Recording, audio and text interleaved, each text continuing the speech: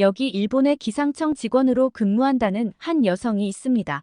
이 여성은 이번 태풍 산산과 같은 이름이었던 과거 17년 전 한국과 일본을 강타한 태풍 산산도 겪은 여성이라고 하는데요. 2006년 당시에 그 태풍 산산 또한 엄청난 위력을 자랑하였는데, 그래서 이번 태풍 산산에 대하여 기상청 직원으로서 아주 흥미로운 이야기를 전달하고 싶다고 합니다. 이러한 이야기는 일본 언론에서도 결코 꺼내고 싶지 않아 하는 이야기라고 하는데요. 이 일본인 여성은 대체 무슨 말을 하고 싶은 걸까요? 사연 바로 시작합니다.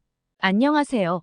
저는 일본 기상청 예보과에서 일하고 있는 스기모토 아유미라고 합니다.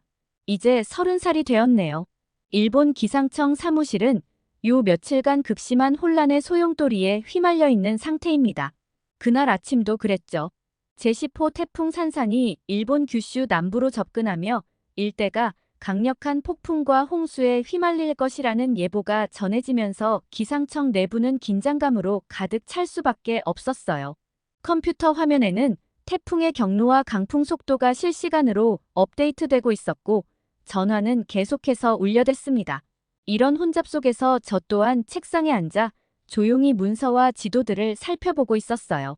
기상청의 지시에 따라 저는 태풍 산산의 경로와 강도를 분석하며 그로 인해 발생할 재해를 예측하고 있었죠.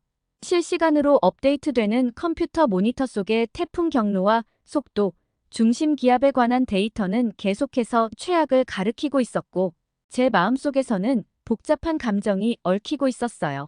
기상청 직원으로서의 책임감과 일본에서조차도 흔히 경험할 수 없는 다가오는 큰 재해의 예고에 대한 불안감, 그리고 그 속에서 동시에 차마 떠올리기 힘든 기억들이 저의 마음을 괴롭히고 있었죠. 여러분들은 태풍 산산에서 산산이라는 이름의 뜻을 아시나요? 태풍의 이름인 산산은 과거 홍콩에서 제출한 소녀의 애칭 중 하나라고 합니다. 그런데 왜 갑자기 태풍 이름 이야기를 하냐고요? 저는 어린 시절 태풍이 몰아치던 날이 떠올랐어요. 그날의 태풍도 바로 지금 불어닥치는 태풍과 같은 이름인 산산이었죠. 당시 초등학생이었던 저는 부모님과 함께 규슈 지방에 살고 있었어요.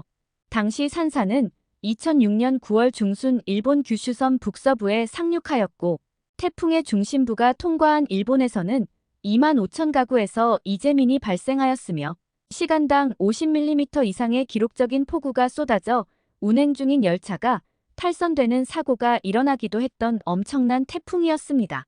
태풍이 상륙했던 일본 규슈 지방에서는 순간 최대 풍속 초속 67m가 관측되기도 했죠. 참고로 초속 40m만 넘어가도 달리는 트럭이 쓰러질 정도의 위력이랍니다. 그런데 초속 67m라니 2006년 당시 산산도 정말 엄청난 태풍이었다는 걸 알 수 있는 대목이죠.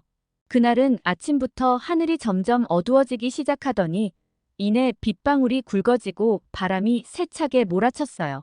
거대한 폭풍이 우리 마을을 덮칠 거라는 소식에 온 동네가 술렁거렸고 저와 가족은 집을 떠나 대피소로 피신하기 위해 서둘렀죠.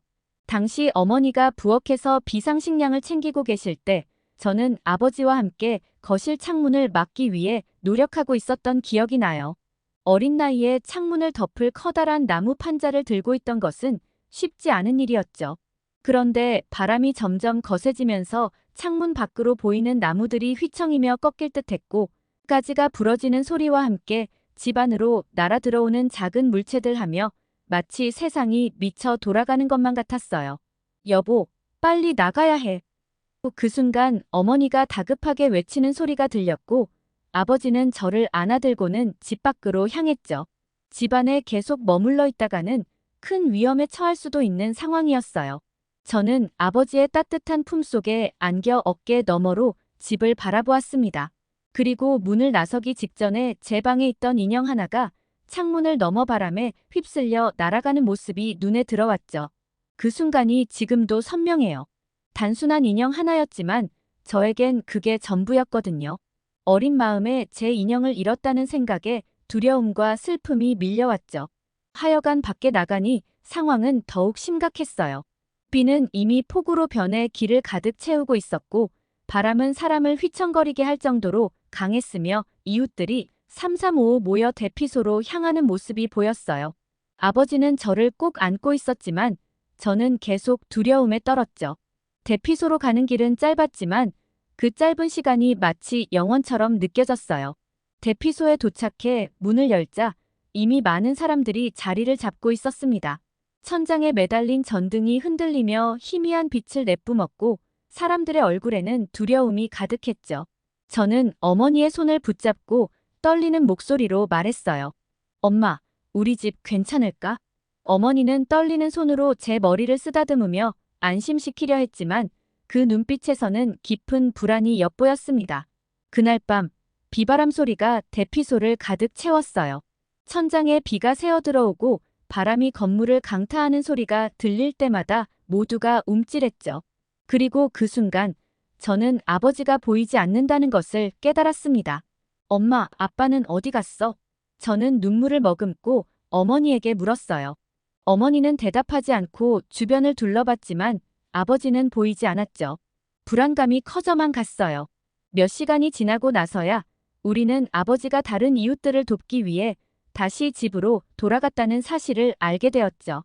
아버지는 마을을 돌아다니며 위험을 알리고 아직 대피하지 못한 사람들을 안전한 곳으로 인도하고 있었다고 합니다. 아버지는 가족의 안전을 확인한 후에도 다른 이들을 위해 위험을 무릅쓰고 나선 것이었죠.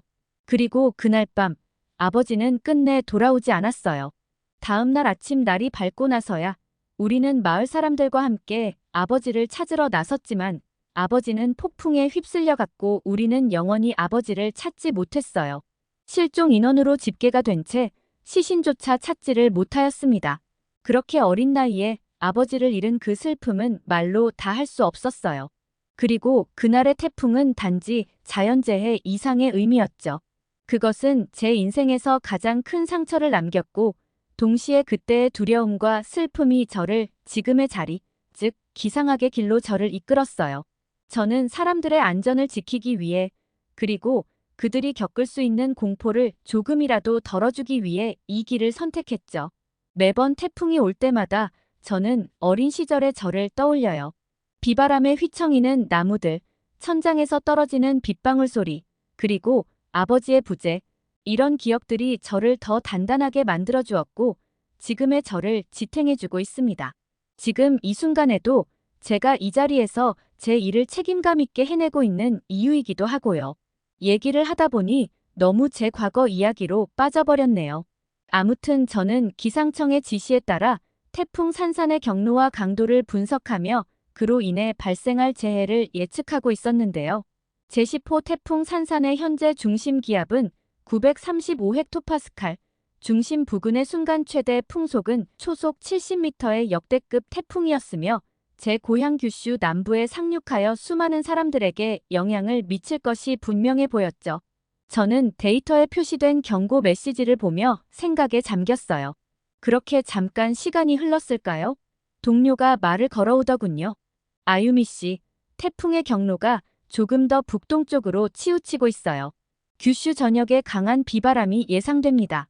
저는 순간 정신이 번쩍 들면서 고개를 끄덕이며 즉시 예보 내용을 업데이트하기 시작했죠. 그곳 주민들과 일본 시민들에게 더 강력한 경고를 보내야만 한다는 생각이 들었어요.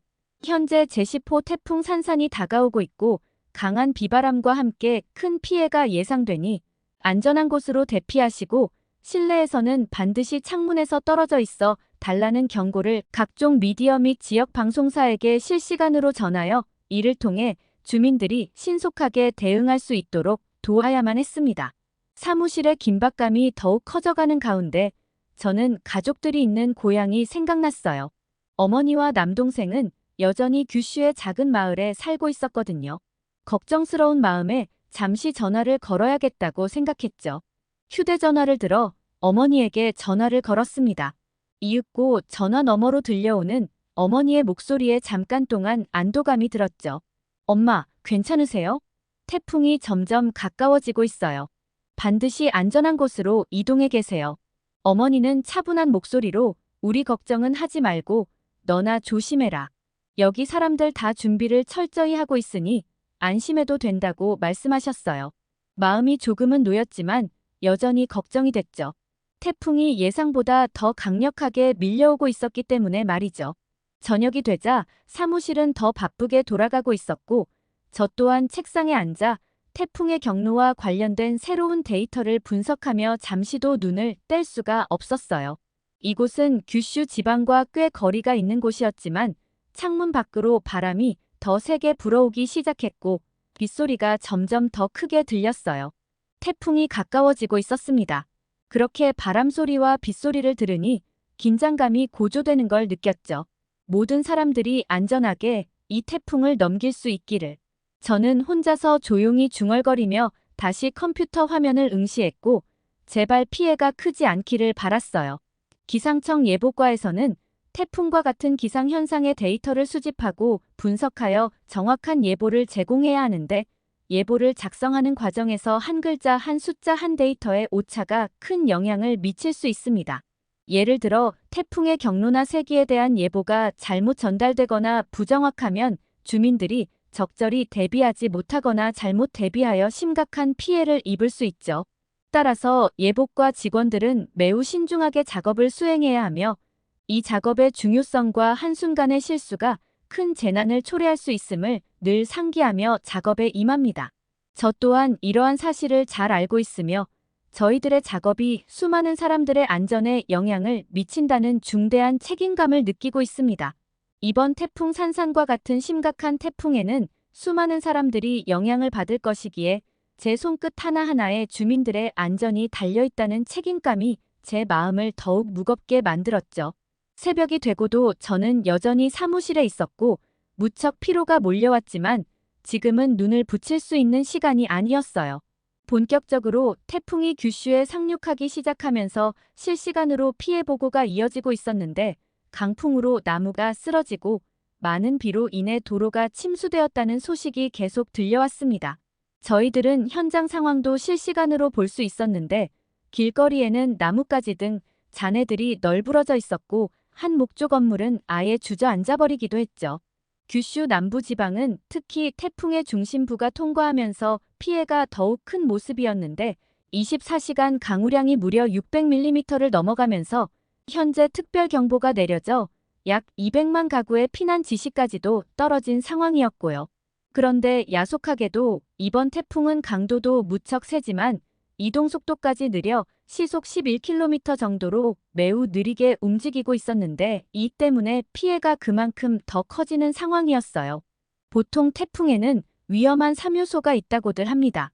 강하고 느리고 육지를 횡단하는 태풍이면 이 3요소를 모두 갖춘 태풍이라고 해요. 그런데 이번 산사는 이 3요소를 모두 갖춘 아주 위험한 녀석이었죠.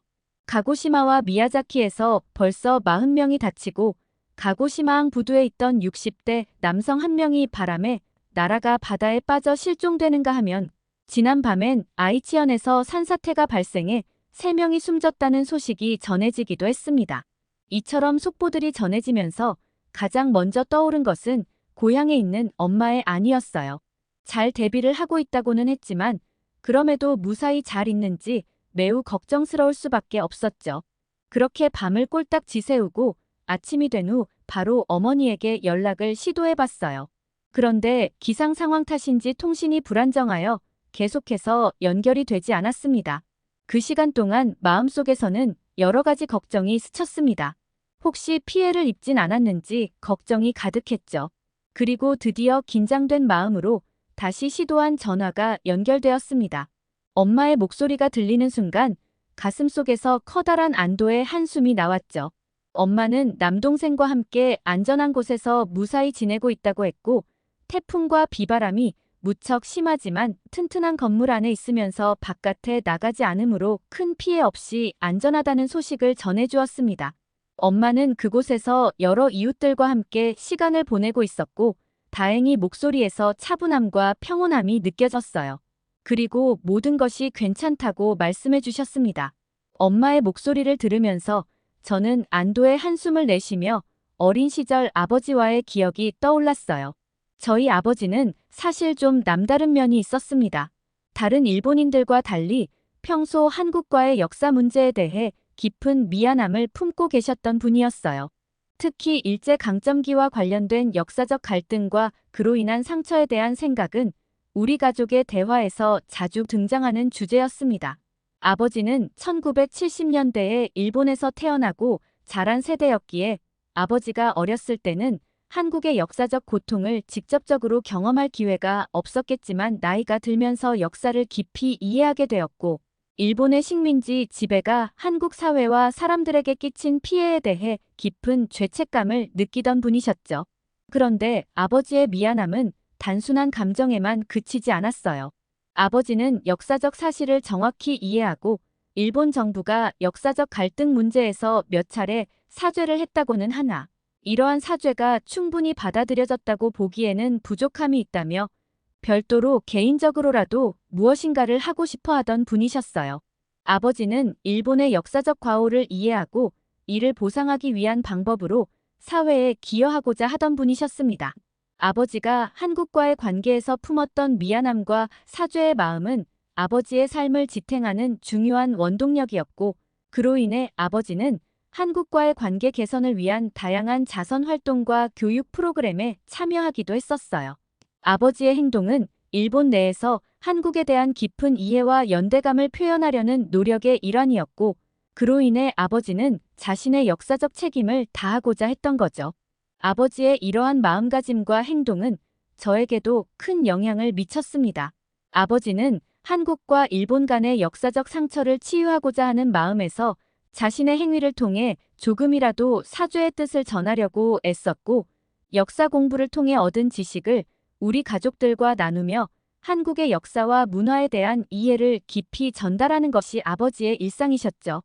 아버지는 이런 내용들을 어린 저에게도 전해주었던 기억이 아직도 선명히 나요. 그리고 지금 일본에서 발생하는 대규모 재난 상황을 보면서 복잡한 감정이 느껴집니다. 제10호 태풍 산산이 일본 규슈를 강타하며 큰 피해를 입히는 모습뿐만 아니라 이전에 발생해온 다른 태풍과 지진 재해 등으로 수많은 사람들이 고통받고 인명피해와 재산 피해가 이어지는 모습들. 일본 정부와 기상청이 계속해서 최선을 다해 대응하고 있지만 그 피해는 광범위하고 심각한 상황들 말이죠. 이러한 상황을 보면서 저는 과거의 역사적 갈등과 현재의 재해 상황이 연결되어 있는 듯한 느낌을 지울 수 없어요. 일본이 겪고 있는 고통이 단순히 자연재해인지 아니면 과거의 역사적 책임과 연관된 것인지에 대한 의문이 저를 떠나지 않습니다. 재난이 잇따르는 현재의 일본 상황이 과거의 역사적 갈등과 관련이 있지 않을까 하는 생각이 들곤 합니다. 과거 아버지가 가졌던 미안함이 일본의 현재 재난 상황과 무언가 연관이 있지 않을까 하는 상념이 떠오르기도 하고요. 과거의 잘못이 시간이 흐르면서도 계속해서 되풀이되는 것처럼 느껴지고 그로 인해 일본이 현재 겪고 있는 재난이 마치 역사적 책임을 치르려는 듯한 느낌이 드는 것이죠. 기상청 직원으로서의 저의 역할은 단순히 태풍과 재난에 대응하는 것만이 아니라 이러한 경험을 통해 아버지가 남긴 책임감과 헌신을 실천하는 것이라는 생각도 들어요. 무슨 말이냐면 아버지가 한국에 대해 가졌던 미안한 마음과 책임감을 계승하여 기상청에서의 업무를 통해 국민의 안전과 생명을 보호하는데 최선을 다함과 동시에 재난 상황을 통해 과거의 역사적 책임을 되새기며 더 나은 현재와 미래를 위해 저도 아버지처럼 항상 노력하는 사람으로 살아가려 한다는 말씀을 드리고 싶어요. 아무튼 무사히 이번 태풍이 지나가기를 간절히 바라는 마음입니다. 모든 준비와 대응이 효과적으로 이루어져서 태풍이 큰 피해 없이 지나가기를 진심으로 기원하며 이 과정에서 모든 분들이 안전하고 평안하길 바랍니다. 그리고 한국의 남해안 등에서도 이번 태풍으로 인한 피해가 없길 진심으로 기원합니다. 아니, 이번엔 정말 다른 느낌인데 이러다 일본 진짜 큰일 나겠는데. 일본 난카이 지진 연구소에서 일하고 있다는 한 여성이 심각한 표정으로 혼잣말을 하고 있습니다. 그런데 이 여성은 한 한국인이 수십 년 전에 했던 예언 글을 보고 나서 불안 증세가 심해지며 병원까지 다니고 있다고도 하는데요. 심지어 예언임에도 불구하고 반박하기도 어려울 정도라고 하며 다른 일본인들에게 꼭 전할 말이 있다고도 합니다.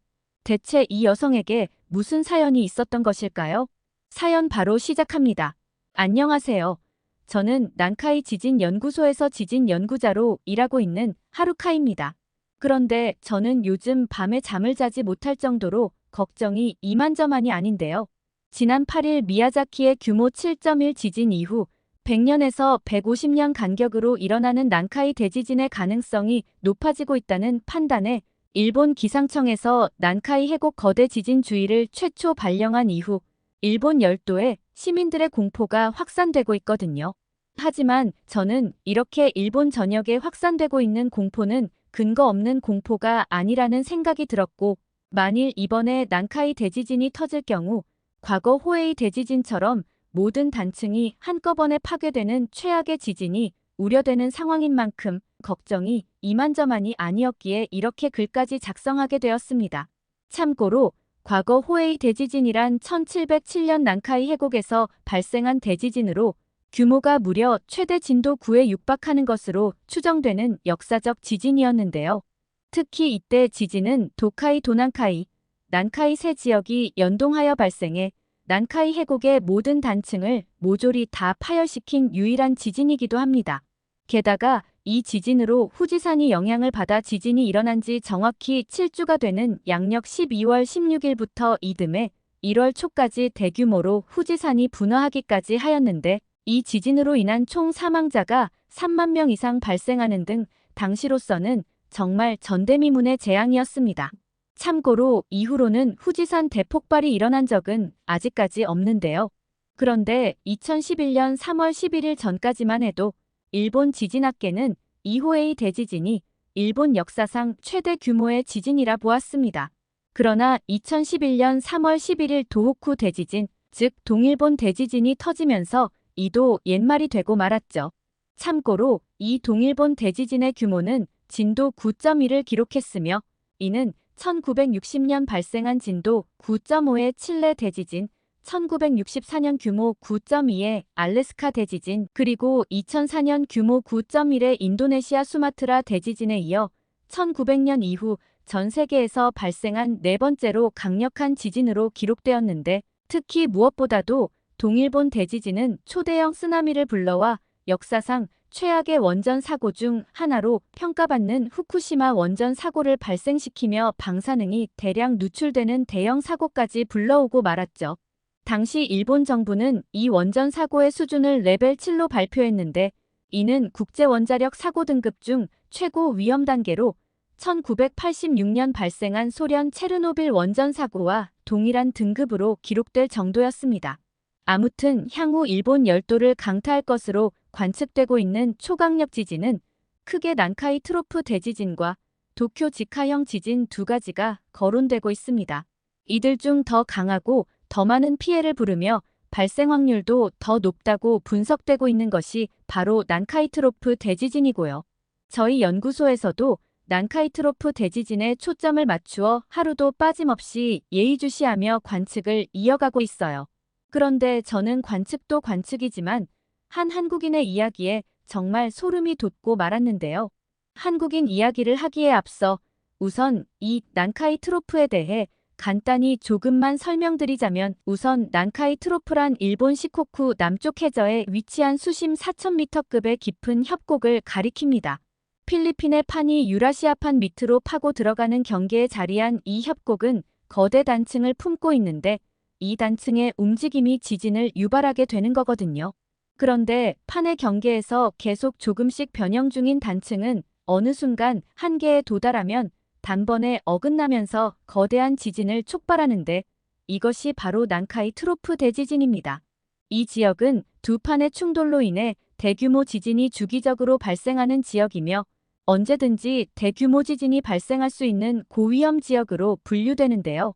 실제 지난 2021년 일본 문부과학성산하 지진조사위원회는 규모 9를 능가하는 지진이 30년 내 난카이 트로프에서 발생할 확률을 70에서 80%로 예측했으며, 40년 내 발생할 확률은 무려 90% 수준으로 예측했습니다. 이 정도 수준이면 사실 지금 당장 일어나도 전혀 이상하지 않은 수치거든요. 게다가 다음 난카이 트로피 대지진이 발생할 경우 후지산이 조용할 거란 보장이 없다는 것도 문제인데요. 실제 1707년 호에이 지진 당시 후지산이 분화했을 때 심지어 도쿄 도심부까지 화산재가 날려 피해를 더 증폭시킨 바가 있죠. 난카이 트로프 지진에는 항상 쓰나미로 인한 피해가 수반됩니다. 그런데 여기에 엎친 데 덮친 격으로 후지산까지 분화하는 시나리오도 결코 배제할 수 없다고 많은 전문가들이 심각하게 지적하고 있는 상황입니다. 실제로 후지산은 호에이 분화 이후 300년 넘게 분화하지 않고 있는데 이는 5000년 동안 가장 긴 공백기이고 그 사이에 어마어마한 에너지를 축적하고 있을 것이기 때문에 일본인들의 불안감을 더 부채질하고 있는 상황이죠. 실제로 한국 등 다른 나라로 빨리 도망가야겠다고 말하는 사람들도 적지 않아요. 또 이러한 난카이 대지진이 현실화되면 진원지는 한 곳이 아니라 여러 지역에서 동시다발적으로 대규모 지진이 잇따를 것으로 예상되고 있습니다. 최대 32시간의 시간차를 두고 대지진이 발생할 가능성도 있고요. 이러한 규모의 지진이 발생할 경우 규슈 지역을 넘어 동일본과 서일본 전역에 영향을 미치게 되는데 해일 높이는 최대 30m까지 치솟을 것으로 예상되며 건물은 200만 채 이상이 파손되고 사망자는 최대 32만 명에 달할 것으로 관측되고 있어요. 터지기만 한다면 정말 말 그대로 역대급 지진이 될 것입니다. 또한 이 경우 피해액은 최대 1410조엔에 이를 것으로 추정되고 있는데요. 이렇게 되면 말 그대로 일본은 침몰하는 것이나 다름없는 것이겠죠. 침몰이란 단어 그대로 땅이 가라앉는다는 뜻이 아니라 경제적으로 회복이 아예 불가능할 수준으로 피해가 막대해진다는 뜻이에요. 또 지난 8일 미야자키에서 규모 7.1의 지진이 발생한 이후 일본 기상청에서 난카이 대지진 경고 방송을 하자 일본 현지에서는 불안감이 최고조에 달하며 심지어 생필품 사재기가 만연하는 모습까지도 보였는데요. 없어서 못 살 지경으로 너도 나도 마트를 다 털어갈 지경이었죠. 그런데 일본에서 대지진이 발생하면 한반도 남부도 피해의 영향권에 포함이 됩니다. 저희 연구소에서 예측한 바로 규모 7.0 지진 발생 시 한반도 남해안에서 1cm가량이 흔들렸다면 규모 9.0 지진 때는 30cm가 넘는 땅이 진동할 수 있는 것으로 보여졌고 이 같은 분석에 따르면 한반도도 결코 안전지대가 아니기 때문에 주의를 기울일 필요가 있는데요. 이번 난카이 대지진은 발생하기만 하면 무조건 규모 9 이상으로 예상되기 때문이에요. 특히 난카이 대지진이 발생하면 지난 2011년 동일본 대지진 때보다 부산이나 제주도 등의 지역과 직선거리가 훨씬 가까워서 진동에 따른 충격 등도 제대로 대비해야 할 것으로 보이기 때문에 한국도 그저 강 건너 불구경하는 식으로 대처하면 안 될 것으로 생각이 되는데요. 특히 남해나 제주도의 해수욕장에서 즉각적인 대피 명령을 내려야 하고 진동에 따른 충격에도 대비하는 등 긴급 대비책을 마련하고 한국에서도 늘 상황을 주시할 필요가 있다고 봅니다. 저희 연구진은 실제 난카이 대지진 발생 시 대마도에서 진도 6 이상에 해당하는 지진이 발생할 것으로 예측하고 있는데 제주도나 남해안에서도 이와 유사한 세기의 지진이 발생할 것으로 보고 있거든요. 이는 모든 사람이 감지하는 수준의 지진이며 창문, 접시가 떨어져 깨지고 구조물에 균열이 발생할 수 있어 부실하게 지어진 건물의 경우 위험할 수 있는 만큼 적절한 대비가 필요한 수준이랍니다. 그런데 저는 최근 미야자키 지역에서 발생한 규모 7.1의 지진은 단순한 우연이 아닐 것이라는 강한 직감을 느꼈고 이것이 난카이 대지진의 전조일 가능성이 크다는 느낌을 강하게 받았는데요.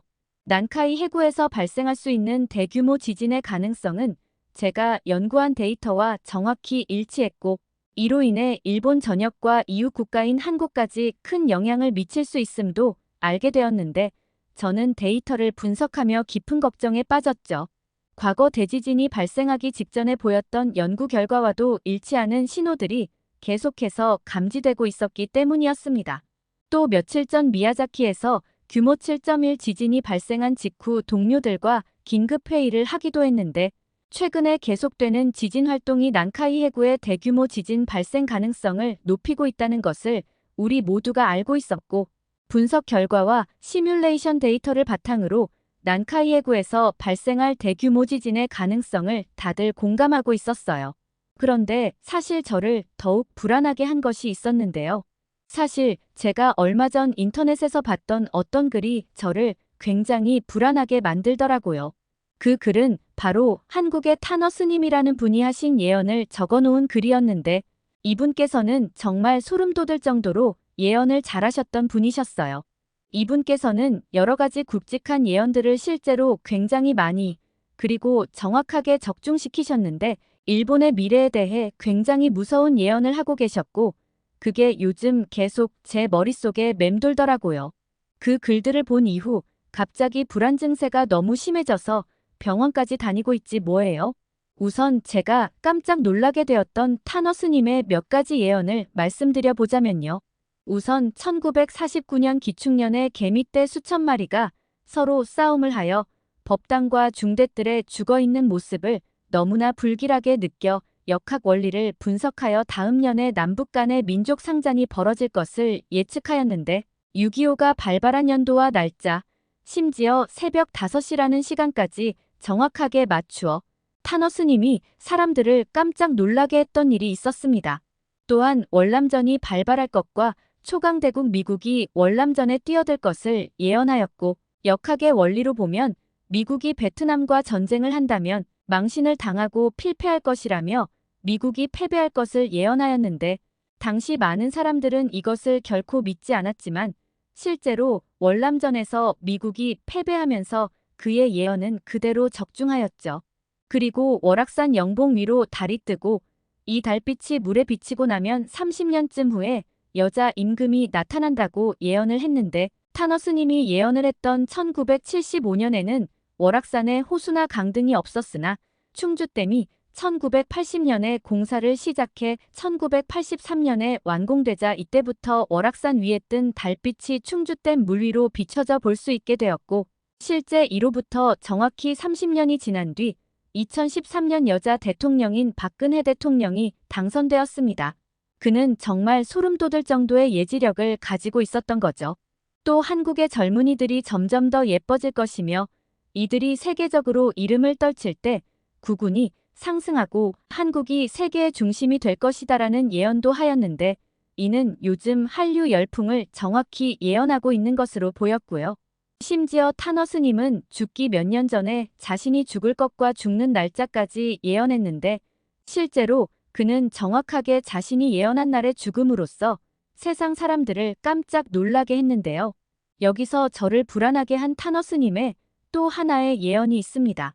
타너 스님은 생전에 자신이 죽은 후 12년이 지난 후에 고베 대지진이 일어날 것이라고 예언했고 사망자 수와 피해 규모까지 예언했는데 실제로 그가 죽은 후 정확히 12년이 되는 해인 1995년도에 고베 대지진이 정말로 일어났을 뿐만 아니라 당시 사망자 수와 피해 규모까지도 그의 예언과 정확히 일치하였던 것인데요. 저는 이를 보고 정말 소름 돋지 않을 수가 없었어요. 어떻게 그렇게 정확할 수가 있는지 말이에요. 그런데 저를 더 무섭게 한 것은 또 있었습니다. 그는 미래에 일본 열도의 상당 부분이 바닷속으로 가라앉는다고 했는데 즉 앞으로 일본 열도의 3분의 2가 바닷속으로 침몰하여 수많은 사람들이 죽고 생존자들은 국제 난민이 되어 주로 한국으로 피난을 가게 된다고 하였어요. 그리고 이런 사태가 일어난 후 한국의 일본에 대한 영향력과 지배력이 커지게 되고 과거와는 정반대로 일본은 한국에 복속되어서 한국의 종속국가로 생존을 이어간다고 했고요.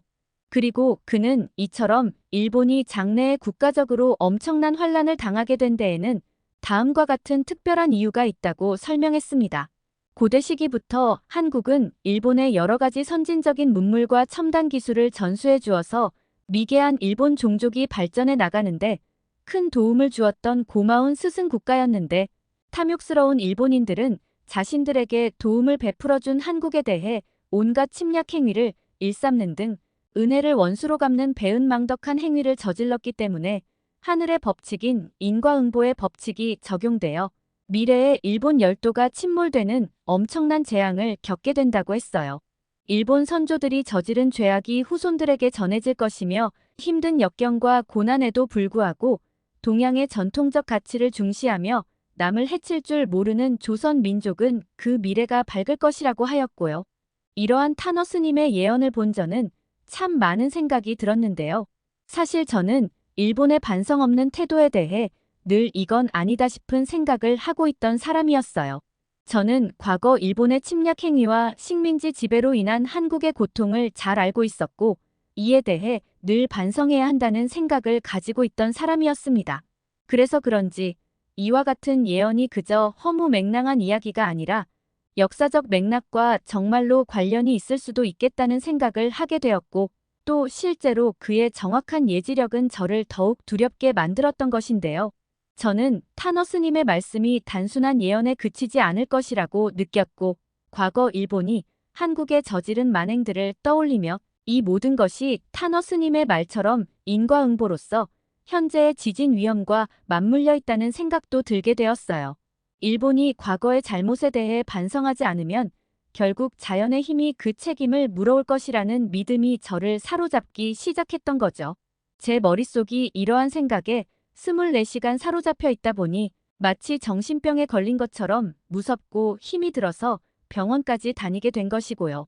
그런데 앞서 말씀드렸듯 현재 일본 국민들은 생필품 사재기까지 하는 등 극도의 불안감을 느끼는 것으로 보이는데, 아예 한국어로 경고를 하는 일본인의 모습도 눈에 띄었어요. 그들이 저처럼 타너 스님의 예언을 본 것인지는 모르겠지만 아마 그들도 인과응보의 두려움을 알게 모르게 느끼고 있어서가 아닐까요? 저는 연구소에서 조용히 앉아 어두워진 하늘을 바라보며 운명의 파도에 대한 깊은 생각에 잠겼습니다.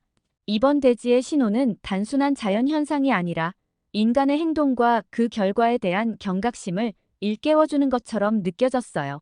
그래도 저는 저와 동료들이 최선을 다해 저희들의 역할을 다하며 준비했음을 믿으며 과거의 잘못을 바로잡고 현재의 위협에 대응하기 위해 계속해서 노력할 것을 애써 다짐했는데요. 우선적으로 저희 연구소 동료들에게 이러한 저의 생각을 이야기해 보았더니 예상외로 모두가 제 말에 공감해 주어서 무척 고맙기도 하더라고요. 솔직히 한 명쯤은 무슨 반성 같은 소리냐며 한국을 욕하면서 따질 줄 알았거든요. 그런데 다들 정말 인과응보라는 것이 두려운 건지 예상외로 저와 같은 생각을 하고 있어서 신기하기도 했죠. 아무튼 이번 신호는 항상 인과응보의 원리를 잊지 말라는 메시지를 담고 있는 듯했고, 저는 그 메시지를 가슴에 새기면서 앞으로도 연구와 대응에 힘써볼 생각인데요. 자연현상은 제가 어떻게 할 수 있는 것이 아니기 때문에 제가 할 수 있는 범위 내에서 최선을 다할 생각이에요. 저는 이번에 타너 스님의 말씀을 보고 불안 증세도 커지긴 했으나 사실 느낀 바가 참 많고 역사와 현재를 연결하는 그 메시지는 저의 마음속에서 뚜렷하게 남아있으며, 그럼에도 저는 앞으로도 계속해서 이 메시지를 잊지 않고 지구와 인류 그리고 일본을 지키기 위해 최선을 다할 생각입니다. 또 저는 일본과 한국 양국이 과거의 아픈 기억들을 상기하며 미래에 더 나은 방향으로 나아가기를 바라는 마음이고요. 그리고 저는 지진이라는 경험을 통해 일본이 과거의 잘못을 반성하고 한국의 고통을 이해하며 보다 나은 미래를 위한 길을 모색하길 희망합니다. 타너 스님의 말씀처럼 인과응보에서 벗어나기 위해서는 한국 및 기타 죄를 범한 다른 모든 국가들에 대한 반성의 길밖에 없다는 것을 일본의 모든 사람들이 하루라도 빨리 깨달았으면 하는 바람이에요. 그리고 부디 이번만큼은 타너 스님의 예언이 빗나가기를 바라며 다시 한번 일본인으로서 한국에 대하여 사죄의 말씀을 드립니다. 그리고 무엇보다도 건강이 가장 중요하니 더운 날씨 속 늘 건강도 잘 챙기시길 바랍니다.